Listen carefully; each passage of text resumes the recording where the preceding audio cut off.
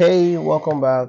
First of all, I want to say thank you for all the likes and support for the video, and I hope you're actually learning. Okay, I understand that it's not might not be easy. Sometimes you might not really understand some things, but feel free to ask me. Okay, not a bite, person. Feel free to ask me. Leave your questions on the comments or reach me on Instagram or Twitter, or maybe Facebook or something. But can't reach me. Okay, I'll definitely answer your questions or concerns or anything that you have.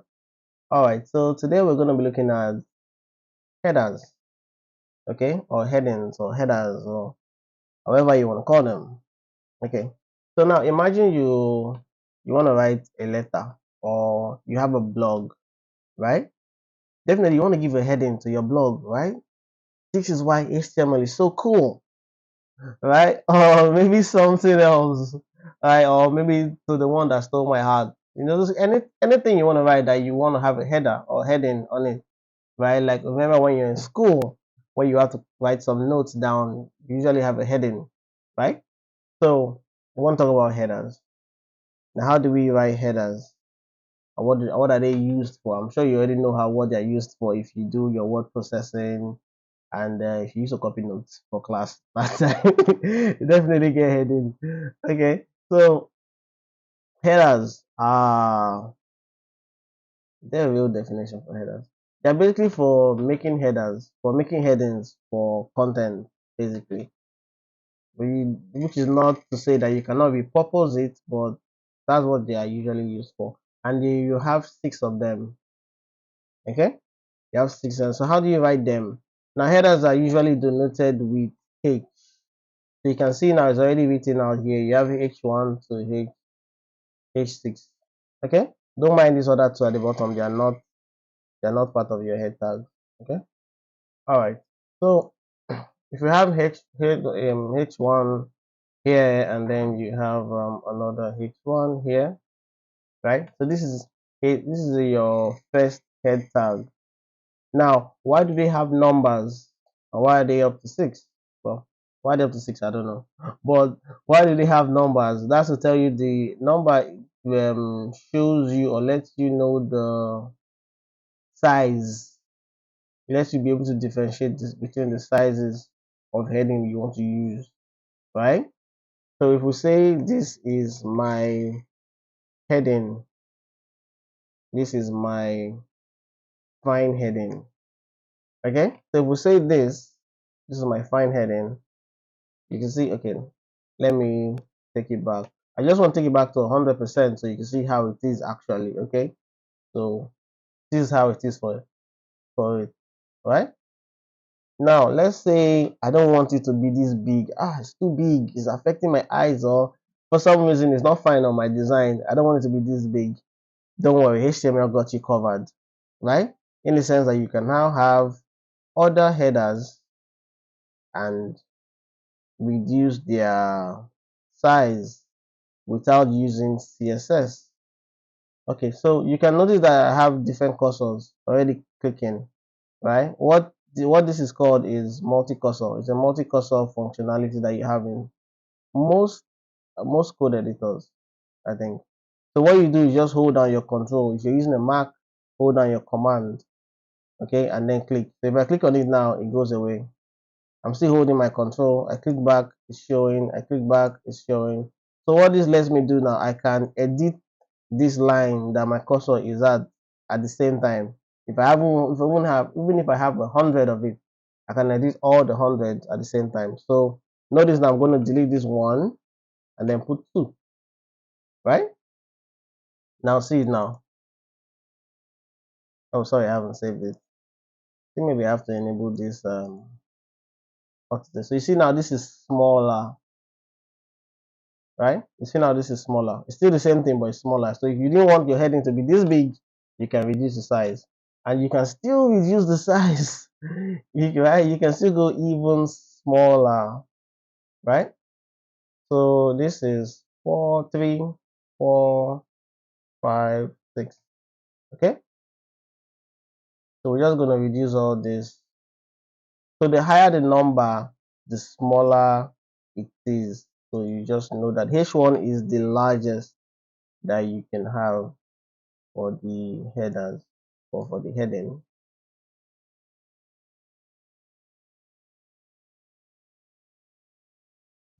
And 6. So let's see the difference now. I'm gonna refresh. So you can see H6 is really small. Remember, this is at 100% view. Really small, right? So I'm just gonna now increase it. So this is what you have for your headers, right? So you can use it as in your heading. Maybe you want to write a story, you want to write a love letter, you just want to write about Niger blog or something, you know, something happening. This is why our country, or this is why the economy, or whatever, right? Or you want to talk about weddings, marriages, headers, you know, you have headers, really cool. Okay, they're really nice. Okay, so now let's say you're using your heading now, you now want to write a story or something. Okay, what you can now use, like I used in the last video, is a paragraph. So it's a P, and it's a closing, it has a closing tag as well. You close it, P.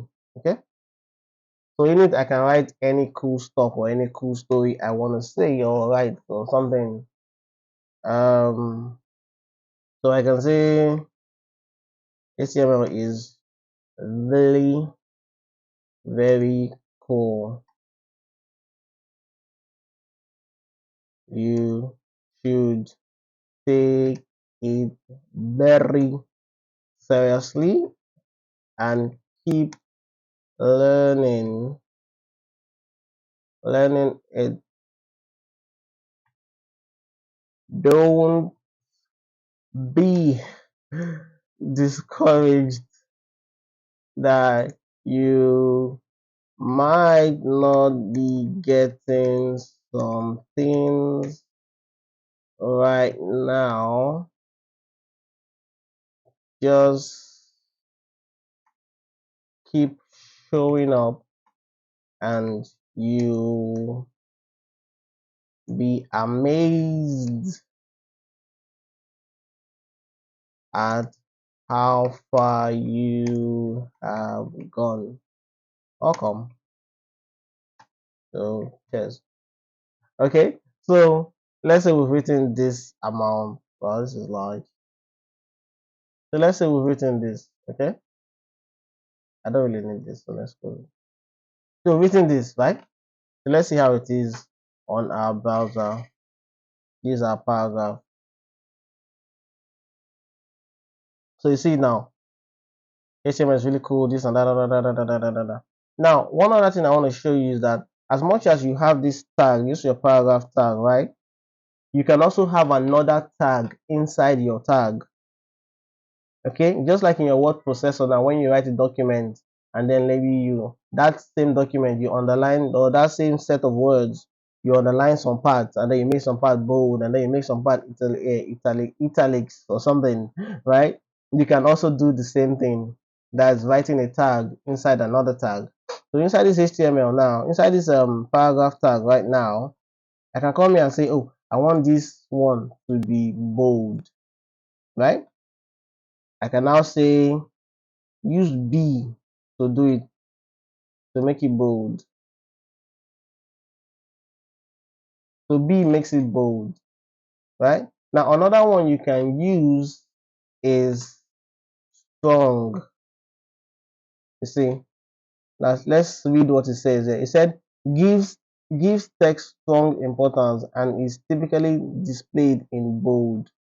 Okay, so I can say strong is really cool. So this one is also a closing tag. Sorry, also has a closing tag, right? Then say you should take it very seriously and keep it. Don't be discouraged. So discouraged now, I can now say, okay, I want to make it italics or something, right?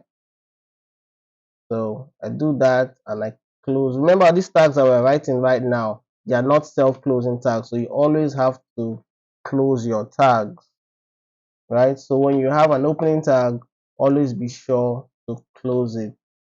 And this is one of the benefits of using an actual code editor, because when you click on a tag, it shows you where it's closing, right? So if I click here now, it's showing me here that it's closing here.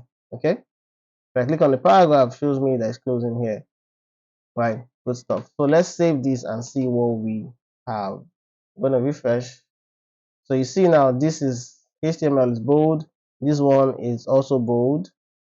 And then this we italicize this one. So you see it's slanted. Okay. So these are some of the things you can do. These are just some of the HTML elements that you can work with. Okay, there are others. These are just some. So now let's look at something now. You see this now, let's say this thing is too long, I want it to break or something, right? I don't want it to be so long, because if my screen is really large, that means it's just be a one line and then to just keep going, right? But what if I want it to break? I want it to be chunky and not so just horizontally long, right? So now you might be thinking, okay, I just come here now and press enter, just go to the next line and so make this bold and capital letter, and then go to the next line, and then these chairs as well, come to the next line, right? I just do this and it will be fine. Since it's like this here, it will be like that there as well. Okay, so if you now come here and look at it, you see that not the same thing. It did not change you. You notice that it did not change, right? Because there is no, in as much as you are breaking it on your code editor, you are not using any element or any HTML tags to tell it to break. So that's why it is not breaking for you, right? So what you want to do is use a break rule. Now a break rule is what we use in our previous class, where I said line break. I call it line break. It's actually break rule. Now you also notice that for these tags, they use the first letter of the word for their tags. Like you see this B now, bold. You see this P now, paragraph, right? So you notice that italicize I. So it's easier for you to understand. Say, oh, I want to make something italics I. Oh, okay. I want to make something bold. Bold is B, So it makes it easy for you to know what you want to do or how to do what you want to do. So if I come here now, I've already broken the line here, but let me just make the markup a bit cleaner for you, right? So I do that, and I want to break this line as well. So I paste it here. So I'm breaking the line at 3 places, right? Cool, yeah? I'll put full stop here. I'm broken the line at 3 places, 1, 2, 3. So if we now come here and look at our code,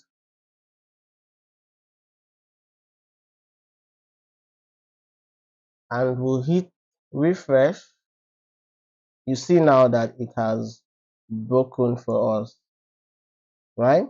So now we actually told it to break. So the browser saw it and said, oh, you're saying I should break here. Okay, I'll break. Oh, you said I should break here. I'll break.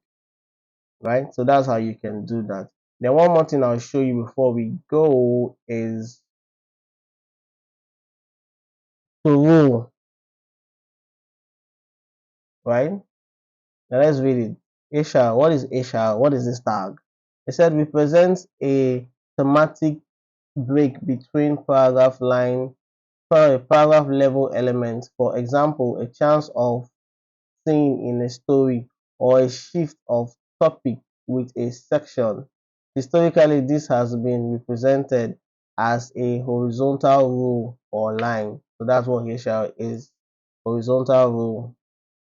Okay, so it's kind of like a rule, a line across it. So it's kind of like a visual sectioning. So it just rules a horizontal line across. So now let's see this. If we come here now and refresh, as always, you see now the line has been drawn. The battle line has been drawn. Sorry, I apologize. But I mean that was okay. So the line has been the battle line has been drawn. Well, anyways, You can see the line now, the horizontal row, yeah. So that's what that one does, right? So I can come here and say, okay, give me another horizontal row here, right? And then it will give me the other horizontal row here as well. So you see, I have two rows. Okay, so let me take it back to 100%. So you can see the lines now. This is the first one, this is the other one. So it's kind of like a visual sectioning, or depends on what you want to do. I can also come here and say, for this first heading now, I want to make it, I want to underline it, right? So if I say you, I just want to say you, not UL. We're still going to talk about list later, but not right now. So if I come here and say you means underline, right? You remember now your word processor, Microsoft Word, underline. So I come here, refresh, you can see the line now. You can see the line. So I don't know if you let me, so you can see the line, right? So that's how you can do that. So you see now we've started building our mockup. Okay, our mockups are starting to take shape now, right? So if I comment this out, now the shortcut for commenting in most browsers is control and forward slash. You see, it comments your code out. So what do I mean by comment? So basically, if you have something on your browser, on your code, but you don't want it to show, you want to disable it, but you don't want to delete it, right? This is what you do, you comment it out. So I'm just going to show you on the browser now. All these hashtags from H2 to H6, I commented them out. So you see now they are no longer showing, but they are there on my code editor, but they are not showing. If you inspect the elements, you see that they are not showing. They are showing, but you see they have been commented out. You see they have been commented out. It's only H1 that is showing. These other ones have been commented out. Okay, so that's that. So how do you do that if you don't want to use what's it called now? You don't want to use control and forward slash. Let me give you an example and say I want to comment this out, right? So how do you do that?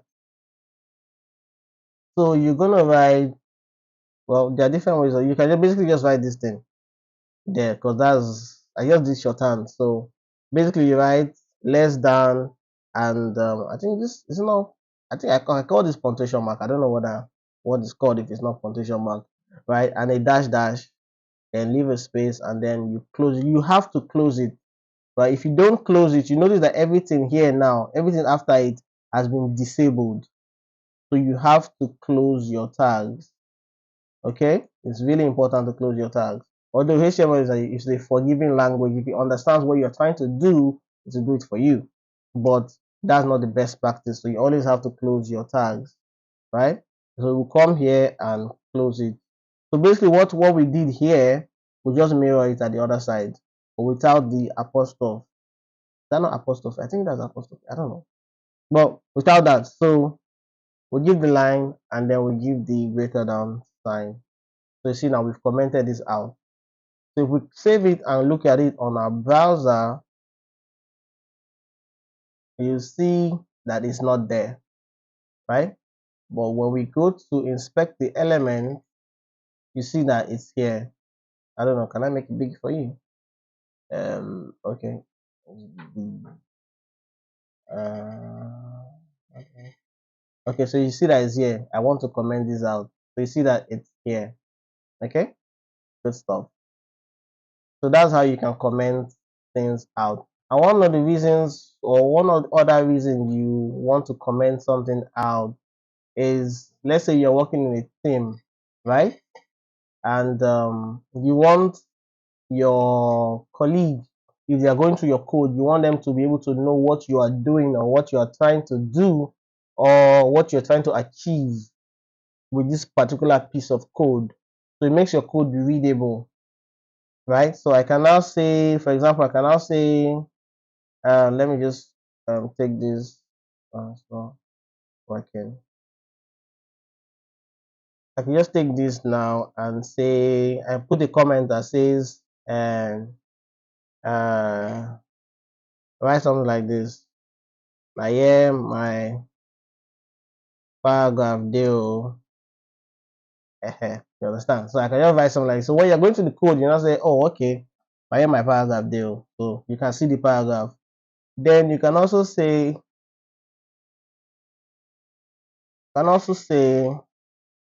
at the bottom of it, right? You can now say, I hear my paragraph, I hear my paragraph end. So you can say here now, I hear my paragraph start. Okay, so it makes your code more readable. So when they come and say, oh, okay, your paragraph start from here. Okay, your paragraph end for this side. You understand? So it makes it more readable and it doesn't show up on your actual browser. Okay. All right. So I think we'll stop here for this for this video. I hope you're learning. Like I said, keep practicing, keep learning. If you have questions, call out your boy. All right. Please do well to like the video. It really helps me. It helps to hack that YouTube algorithm so we can show this to more people, so we can get more people to learn. Okay. All right. Hit the notification bell as well, so when I drop a video, you always see. I've been Ola from Orion Tech, and I'll see you in the next class. We'll be talking about list. Okay. So bye bye.